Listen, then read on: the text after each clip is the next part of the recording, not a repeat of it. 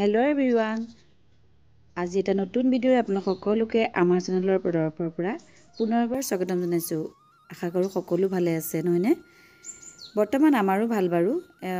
আজি এই ভিডিঅ'টো মই আপোনালোকক কঁঠালৰ আচাৰ কেনেকৈ বনাইছিলোঁ তাকে দেখাবলৈ লৈ আহিছোঁ।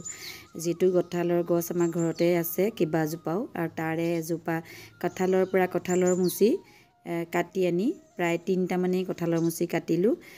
10-15 কেজিমান, 10-12 কেজি হ'ব।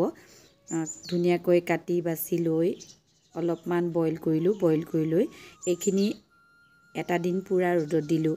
আৰু মই আগতে কঁঠালৰ আচাৰ কেনেকৈ বনাইছিলোঁ ভিডিঅ' দিছোঁ বাৰু, আৰু যদি ইচ্ছা কৰে মই আপোনালোকক লিংকটো শ্বেয়াৰ কৰিম ডেছক্ৰিপশ্যন বক্সত। এতিয়া আমাক লাগিব আচাৰখিনি বনাবলৈ বহুতখিনি বস্তু, গতিকে এয়া প্ৰায় এপোৱাতকৈ বেছি হ'ব। 300 গ্ৰাম জলকীয়া ল'লোঁ, শুকান ৰঙা জলকীয়া। তাৰপাছত এইখিনি ঠাৰিবিলাক সম্পূৰ্ণ কাটি লৈ চাফা কৰি লৈ এয়া মই উলিয়াই ল'লোঁ গোটেইখিনি। এইখিনিও ভাজি ল'ম। এইফালে 250 গ্ৰাম জিৰা গুটি, 250 গ্ৰাম ধনিয়া গুটি, 250 গ্ৰাম জনি মছলা, এনেকৈ সকলোখিনি সৰহ পৰিমাণতে লৈ লৈছোঁ, যিহেতু মোৰ আচাৰ প্ৰায় 12 কেজিমানেই হ'ব। আৰু কেৰাহীখন এই বহুত ডাঙৰ, ভিডিঅ'ত কিন্তু সৰু দেখাইছে, গতিকে এইখিনি গোটেইখিনি মই ভাজি ল'ম। একেলগতে নহয়, প্ৰথমতে মই জলকীয়াখিনি ভাজি ল'ম। যিহেতু জলকীয়াখিনি ভাজোঁতে মোক প্ৰায় 7-8 মিনিটমান সময় লাগিছে, সেইকাৰণে একেলগতে ভাজি ল'লে জিৰা গুটি জনি গুটিখিনি ভাজি দেই যাব। সেইকাৰণে আগতীয়াকৈ জলকীয়াখিনি ভাজি লৈ এইখিনি পিচি ল'ম। মই কঁঠালৰ আচাৰ বনোৱা ভিডিঅ' আগতেও দিছোঁ, কিন্তু আজি মই মোৰ যিসকল নতুনকৈ ভিউৱাৰ্ছ আহিছে তেখেতসকলে চাব পাৰিব, শিকিব পাৰিব, সেইকাৰণে আকৌ দি দিলোঁ। যিহেতু আগতে ছাবস্ক্ৰাইবাৰখিনিয়ে গম পোৱা নাছিলে, নতুনখিনিয়ে মই আচাৰ কেনেকৈ বনাইছোঁ। কঁঠালৰ আচাৰ বনাবলৈ অকণমান কষ্ট হয়। কঁঠালৰ আচাৰখিনি বনাবলৈ বহুতে কঁঠালৰ বাকলিটো কাটোতে কষ্ট পায়, কিন্তু আমি কঁঠালৰ বাকলিখিনি কষ্ট কৰি কাটি নলওঁ, এটা বেলেগ প্ৰচেছত কাটোঁ। সেইকাৰণে মই ভিডিঅ'টো আগতে শ্বেয়াৰ কৰিছোঁ, যিহেতু সেইটো মই ভিডিঅ' দেখাই দিম আপোনালোকক, লিংকটো শ্বেয়াৰ কৰি দিম। কঁঠালটো একেলগতে টুকুৰা কৰি বইল কৰি লওঁ, তাৰপাছত বাকলিটো আঁতৰাই পেলাই লৈ ধুনীয়াকৈ সৰু সৰু টুকুৰা কৰি আকৃতি কৰি ৰ'দত দিওঁ। প্ৰায় এটা দিন ধুনীয়াকৈ ৰ'দত দিওঁ, চোকা ৰ'দ দিলে। আৰু এইখিনি মছলাখিনিও এতিয়া মই পিচি ল'ম। গোটেইখিনি একেলগতে লৈ লৈছোঁ। ভাবিছিলোঁ মিক্সিতে পিচিম, কিন্তু মিক্সিত নিপিচোঁ। এতিয়া এটা ডাঙৰ মগ লৈ লৈছোঁ, মগটোতে পিচি লওঁ, কিন্তু মগটোত দেখোন পিচ নাই খোৱা, সেইকাৰণে আকৌ মিক্সিতে কমাই পিচি ল'ব লাগিব। গোটেইখিনি মছলাখিনিও মিক্সিতে মাৰি ল'ব লাগিব, আৰু জলকীয়াখিনিও সম্পূৰ্ণকৈ খুন্দনাটোত খুন্দ নাই খোৱা, সেইকাৰণে মিক্সিতে গোটেইখিনি মই একেলগতে খুন্দি ল'ম। যিসকল ভিউৱাৰ্ছ আজি আমাৰ চেনেললৈ নতুনকৈ আহিছে তেখেতসকলে চেনেলটো ছাবস্ক্ৰাইব কৰি থৈছে বুলি আশা কৰিছোঁ, আৰু ভিডিঅ'টো শেষলৈকে চাই এটা লাইক কৰিব আৰু কমেণ্ট এটা কৰিবলৈ নাপাহৰিব। মই বনোৱা প্ৰচেছত আচাৰ বনালে গোটেই বছৰটো ভালে থাকে, আৰু আমি আচাৰ বহু দিনলৈ এনেকৈ বনাই লৈ সংৰক্ষণ কৰি ৰাখোঁ। এইফালে আমাক নিমখ লাগিব জোখমতে, আৰু হালধিও প্ৰায় 200 গ্ৰামমানেই লৈছোঁ।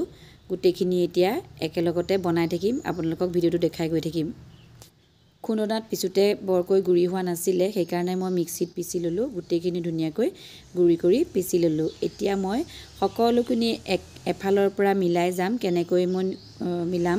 আৰু এতিয়া আমাক মিঠাতেলো লাগিব 1 লিটাৰমান প্ৰায়, যদি কম হয় পিছত আকৌ দি দিম।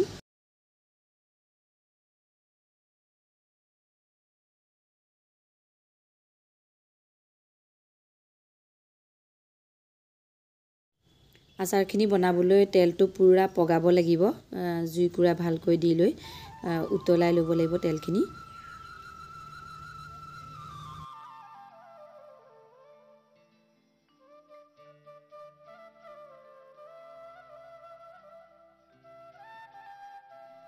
কঁঠালখিনি সিজাওঁতে নিমখ দিয়া নাছিলোঁ, সেইকাৰণে নিমখটো সম্পূৰ্ণ জোখমতে দিব লাগিব।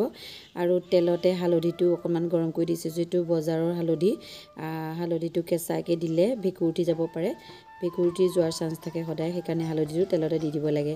আৰু গোটেই মছলাখিনি মই এতিয়া তেলত গৰম কৰি দিলোঁ, জুইকুৰা কমাই দিলোঁ।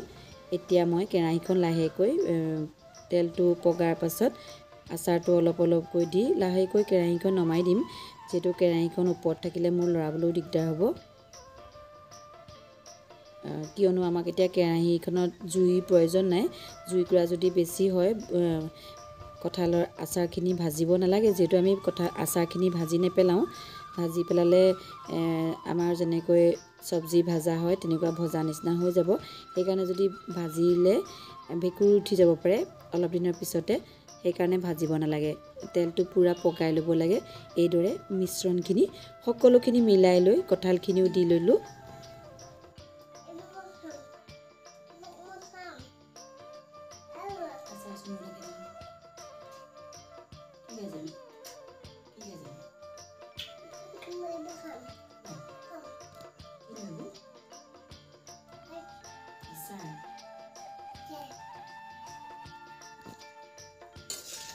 আচাৰখিনি সম্পূৰ্ণ মিলোৱা হৈ গৈছে আৰু এই আচাৰখিনি এতিয়া ভিনেগাৰ দিম।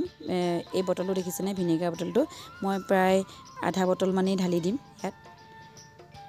1.5 কাপমান হ'ব আৰু 1.5 কাপমান হৈ যাব। তাৰপিছত সেই ভিনেগাৰ ঢালি এইখিনি এতিয়া পূৰা 2টা দিন ৰ'দত দিম।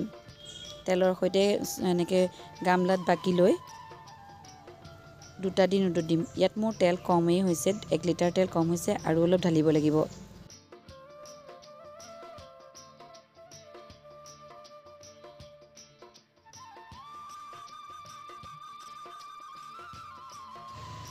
দুটা দিন ভালদৰে ৰ'দত দি আকৌ অলপ তেল মোৰ প্ৰয়োজন হৈছে, সেইকাৰণে আকৌ 1 লিটাৰ তেল গৰম কৰি লৈ সৰু কেৰাহীখনত তেল অলপ গৰম কৰি লৈ এইখিনি এতিয়া মই আকৌ আচাৰখিনিত বাকি দিম। আচাৰখিনিত বাকি ভালদৰে লৰাই মেলি এতিয়া বটলত ভৰাই পেলাম। আজি ভিডিঅ'টো চাই কেনেকুৱা পালে, নিশ্চয় ভাল পালে এটা লাইক কৰিব, কমেণ্ট এটা কৰিবলৈ নাপাহৰিব।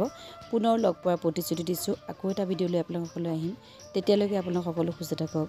আজিলৈ আহিছোঁ। ধন্যবাদ বন্ধুসকল।